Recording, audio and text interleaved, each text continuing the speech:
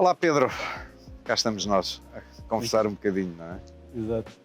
Olha, temos andado aqui a pensar à volta da inovação, há tanta coisa a acontecer ao mesmo tempo que a determinada altura já ficamos na dúvida se ainda há espaço para inovação ou não há espaço para inovação, o que é inovação. Nós sentimos muitas vezes que os consumidores continuam a associar inovação à disrupção e não percebem que, eu costumo brincar, o facto de introduzirmos um novo sabor num iogurte, isso é inovação porque as empresas gastam muito dinheiro até chegar lá. Achas que é possível fazer o mercado continuar a crescer sem inovação? Sem inovação não vai crescer, de certeza absoluta. Ou seja, mesmo os mercados que hoje têm uma performance boa, são mercados que, se não tiverem alguma coisa que motive o consumidor a ir lá com mais atenção, que não meramente a compra automática, Sim. são mercados que vão começar a tornar-se amorfos, mercados que não vão ter grande evolução. Por isso eu diria que a inovação é quase um motor, uma energia básica, e nós percebemos bem quais são os segmentos que têm evoluções mais rápidas, e quando olhamos para eles com atenção percebemos que alguma coisa gerou essa evolução. Sim. E essa evolução foi gerada por alguma coisa nova que apareceu na prateleira. A disrupção é sempre uma coisa muito funda, e disrupção, brincando um bocadinho, é quase como dizer vamos fazer uma campanha viral. Há muita coisa que se tenta e que funciona, outras coisas que não funcionam. A inovação tem um problema, como tu estavas a dizer, que é um problema de investimento versus resultado. Nós sabemos nas nossas áreas que a inovação é uma atividade de alto risco. Em cada 10 produtos que são lançados, são muito poucos aqueles que passam a barreira do primeiro ano, muito menos aqueles que passam a barreira do segundo ano. Ainda há poucos dias tivemos aí um congresso que organizámos, em que alguém veio cá explicar, entre outras coisas, que um produto precisa de paciência, precisa de resiliência e paciência. Resiliência no sentido de ter algum oxigênio, alguma capacidade financeira para aguentar este primeiro embate que está no mercado, mas precisa de paciência também do lado. Nós estamos a falar de marcas, no nosso caso, de marcas que têm um intermediário até chegar ao consumidor. No caso das empresas que estão na Centromarca, como tu sabes, nós temos clientes e temos consumidores, não são exatamente a mesma pessoa. E é preciso que o cliente tenha a paciência suficiente para dar o tempo que uma inovação precisa para que o consumidor se chegue a ela. Logicamente que há coisas que ganham essa tração muito rapidamente, outras que as ganham mais lentamente, mas se não houver paciência, se não houver espaço.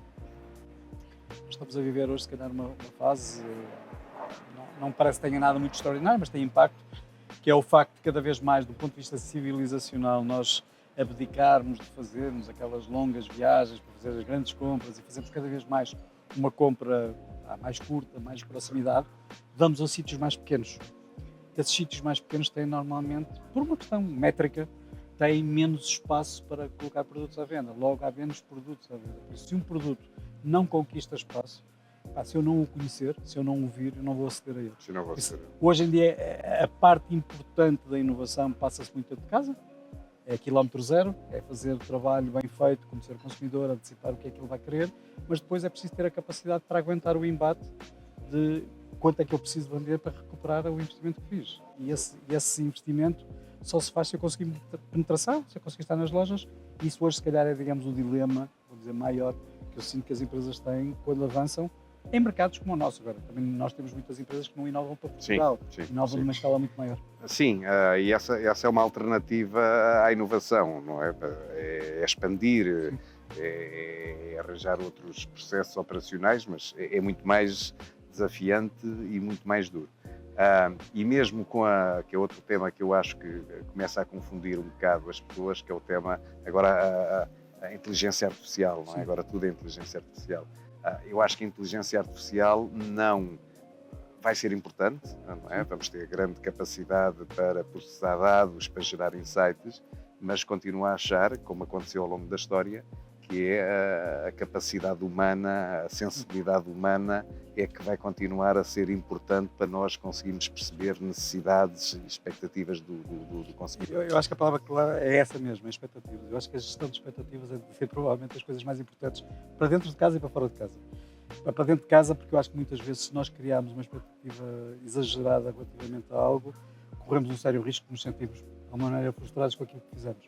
Mas também do lado do consumidor, eu acho que os últimos, vou dizer meses, não são meses, mais que meses, mas estes últimos períodos nós temos visto tornou-se um assunto de agenda, não é? Exatamente.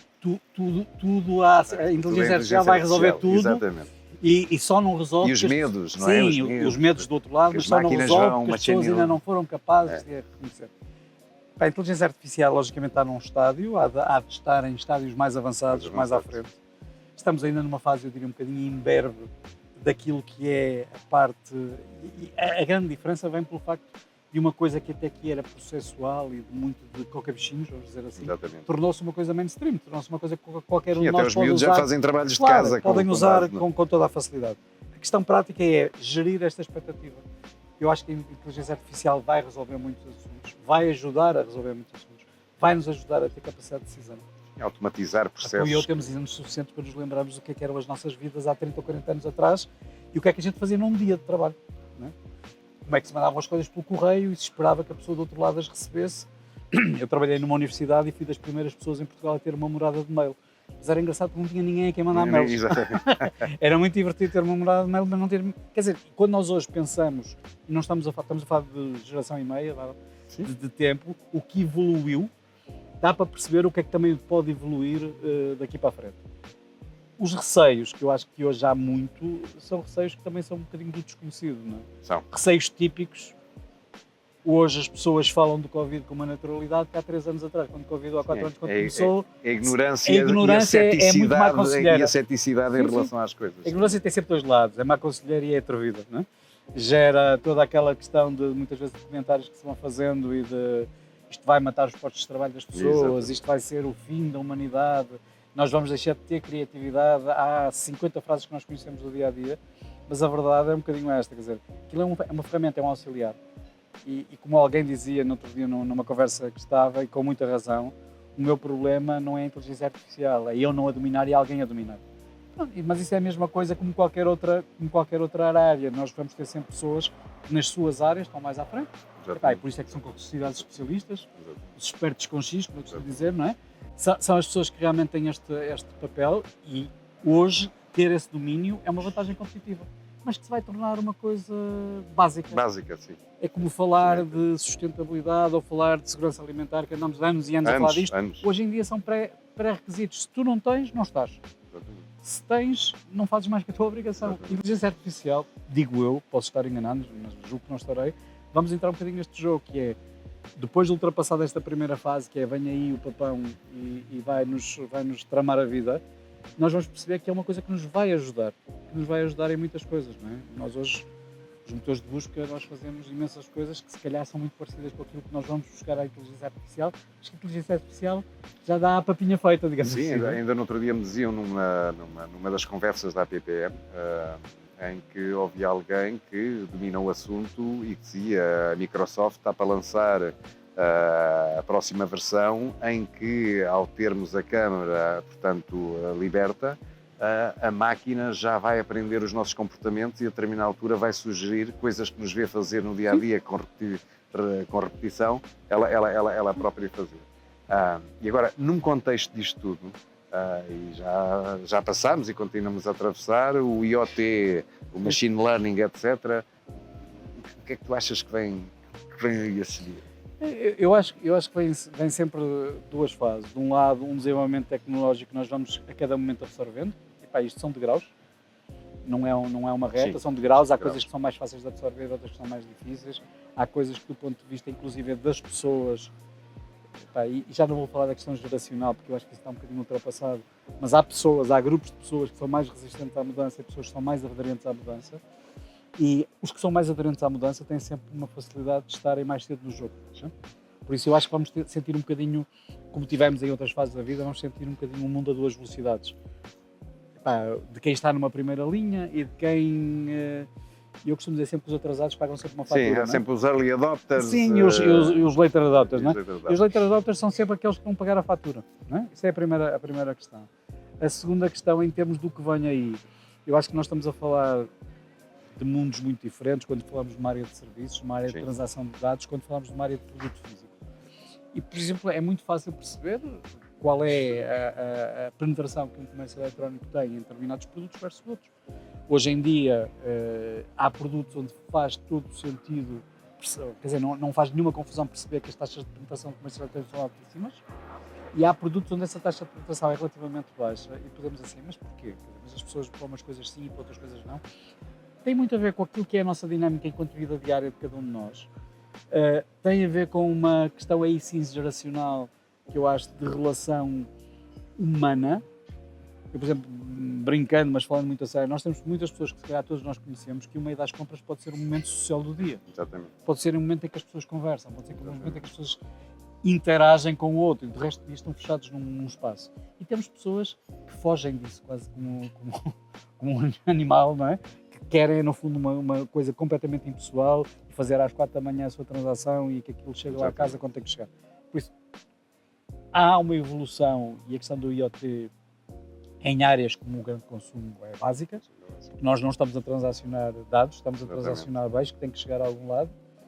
E depois há muitas coisas que se associam a estas e que nós não falamos tanto, mas que são questões essenciais. Por exemplo, a questão da logística. Não há comércio eletrónico se não houver uma logística associada que o permita fazer. E essa logística é uma logística completamente diferente daquela que nós encontramos quando vamos a um supermercado. Em boa verdade, eu acho que quem é dono de um espaço, tem um espaço e paga o espaço por ter aberto, agradecer que todos nós fôssemos ao espaço e fizéssemos todo aquele trabalho, escolhermos, pôrmos no cesto, pagarmos, levarmos para casa, subimos as escadas, não é? É muito mais rentável para quem organiza. E claro que há aqui uma evolução, não demos ainda um grande salto, quando estou a falar de grande consumo. Não é? Nós, se calhar, as pessoas não terão essa noção, mas menos de 3% daquilo que as pessoas compram num supermercado é comprado via online. 3%. Nós temos áreas onde isto é muitíssimo maior. Mesmo dentro daquilo que é o grande consumo, temos produtos. Uma cosmética tem taxas de penetração muitíssimo mais altas que as alfaces e as cenouras. Não é? Por razões que eu acho que não é preciso explicar. Sim. São fáceis de perceber. Essa questão prática é que quando tu falas no que vem a seguir, eu acho que há umas matérias, estou na Centro Marca há uma dúzia de anos, e recordo-me quando cheguei havia quase um dito que é para o ano é que vai ser, para o ano é que isto vai rebentar, para o ano é que... tradicional para e andámos há 13 anos, vimos aquilo no período da pandemia, lembro-me nos primeiros meses da pandemia, não faço ideia quantas dezenas de vezes que fui contactado para dizer então, agora tudo vai ser comprado online. Sim, estamos a falar de um tempo, de um comportamento normal, de um tempo anormal, não estamos a falar de um comportamento que quando regressarmos à normalidade se vai repetir, vamos ver o que acontece. E a verdade é que nós regressamos à normalidade. E as pessoas readotaram alguns comportamentos que dizemos, mas tinha que ser assim. Não tinha, mas na verdade, para países, diria, como Portugal, onde, apesar de hoje não estar um dia brilhante, nós vivemos muito no exterior, onde temos um tipo de vida que não é muito fechado dentro das casas, é óbvio que a circulação, a mobilidade ajuda imenso a um determinado tipo de vida e penaliza o outro. Quem está 24 horas por dia, teletrabalho em casa, o que quer é que as coisas lhe cheguem lá a casa. Por isso eu acho que há aqui pistas que eu acho cada vez mais as divisórias não são muito demográficas, etárias, socioeconómicas, são cada vez mais comportamentais. Há pessoas que têm um comportamento, se calhar uma pessoa com os mesmos rendimentos, mesmo classe social, tem um comportamento completamente distinto, que está ao lado e tem um tipo de vida diferente. Muito bem, muito obrigado por este bocadinho. Queres acrescentar alguma coisa? Não? Só dizer que este tema, por exemplo, da inteligência artificial, só mesmo para fechar, é moda neste momento. Sim, como há temas. Eu acho que nós temos que, nestas coisas, saber gerir estas expectativas, saber desinchar a bolha, perceber que há aqui coisas que nós vamos usar todos os dias e há coisas que provavelmente estamos hoje muito preocupados com elas e daqui a meia dúzia de anos já são questões que já nem se colocam. É isso mesmo. Ok? Obrigado.